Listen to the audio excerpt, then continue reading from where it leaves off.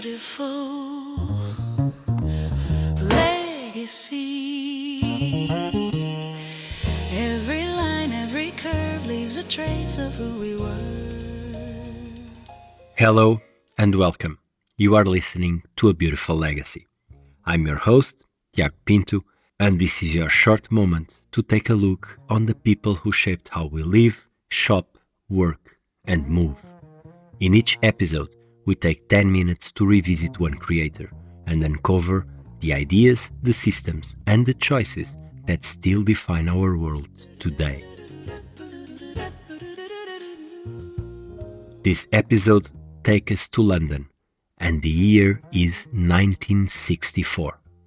A city still dressed in the browns and beiges of post-war austerity. People bought furniture the way they bought potatoes, out of habit, not desire. And then a new shop opened on Tottenham Court Road. Inside, white walls, clean lines, pine tables, bright animal wear, Scandinavian lamps, stacks of honest cotton towels.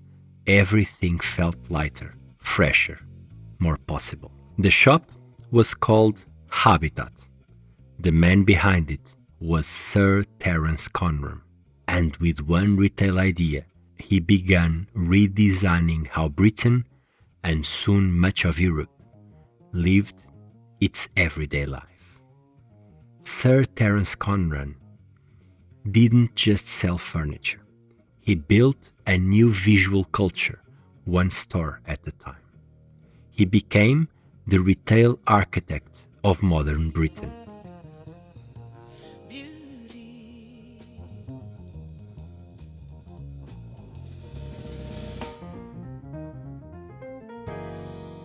Terence Conran was born in 1931 in Kingston upon Thames. While studying at the Central School of Arts and Crafts, he absorbed modernism not as a style, but as a discipline, clarity, function, proportion. He learned to build with his hands, carpentry, welding, textiles, kitchenware. But it wasn't school that shaped him the most. It was austerity era in Britain. Homes were cramped, furniture was heavy, retail was dull. Conran believed Britain needed a domestic revolution, not a manifesto, but a better everyday. He started small, a furniture workshop, a cafe, a few simple chairs. But every piece he designed carried the same message. Modern life didn't have to be expensive, only better designed. When he opened Habitat in 1964, the country was finally ready.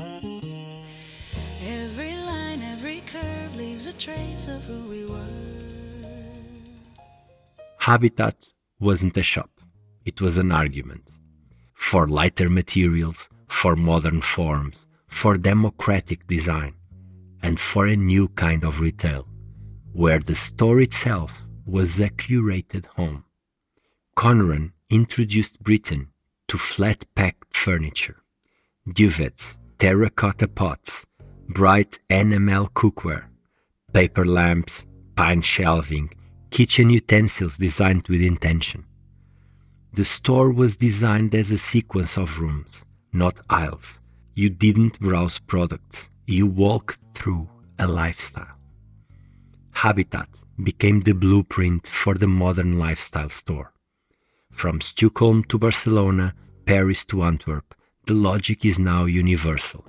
Coherent color palettes, coordinated product families, seasonal collections, storytelling through vignettes, retail as education, beauty as something attainable.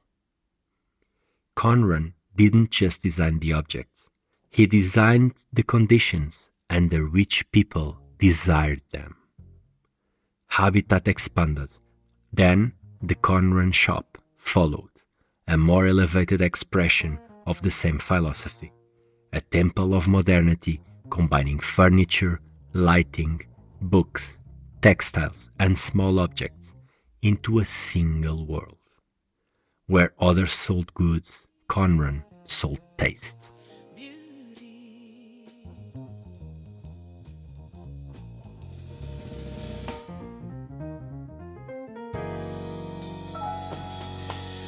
Beautiful legacy.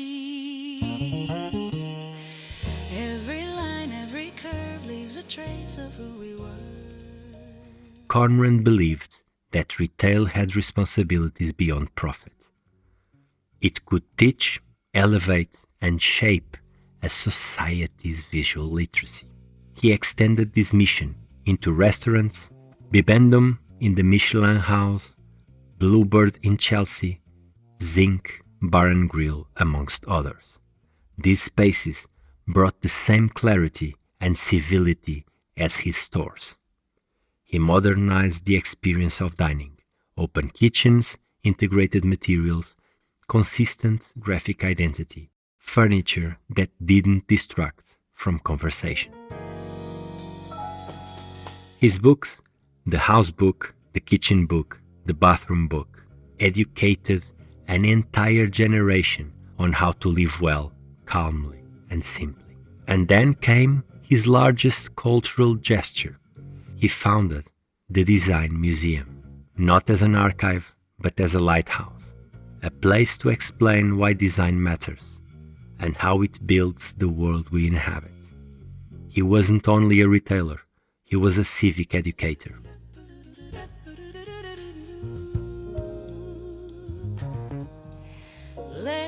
Legacy. The world we inherited from Sir Terence Conran.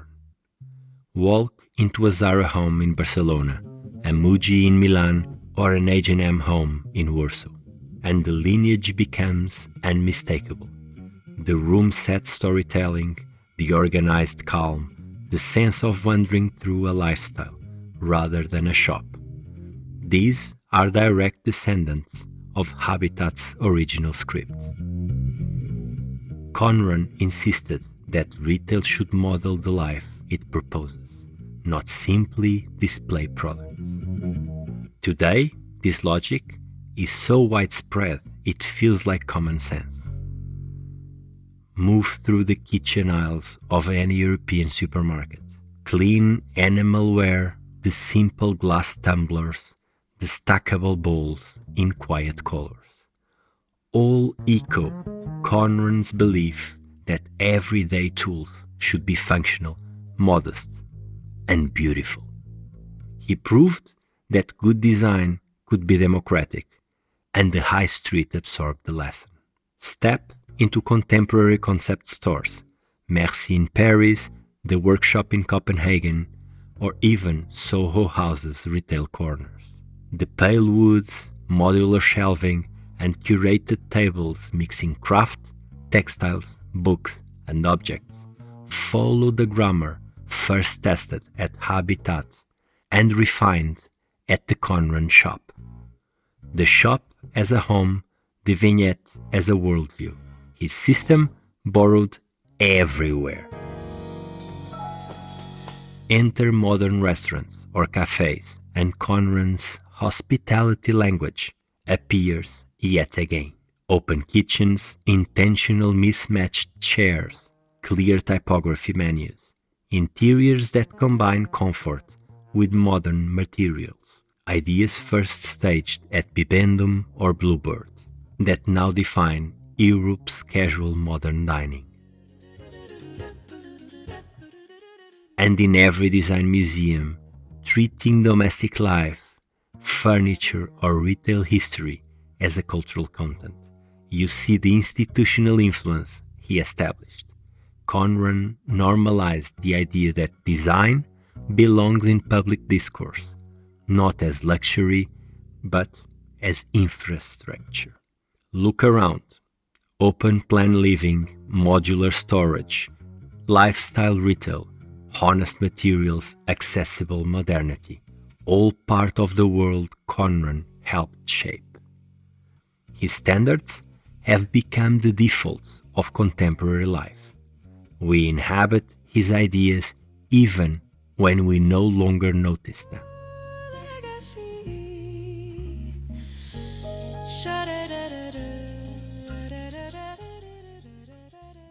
Sir Terence Conran built modern shops, furniture, and restaurants. He built a new way of living, modern, approachable, coherent. He turned retail into a cultural force, shaping how millions furnished their homes, ate their meals, and understood design itself. Sir Terence Conran didn't ask people to admire design. He invited them to live with it. And that, truly, is a beautiful legacy. Beautiful legacy. You've been listening to A Beautiful Legacy, a short moment of clarity in a world built by remarkable minds. If it inspired you, follow the show and join me again on Tuesdays and Thursdays. Until then, keep noticing the beauty people leave behind. Beautiful legacy. Every line, every curve leaves a trace of who we were. In the shape of a chair in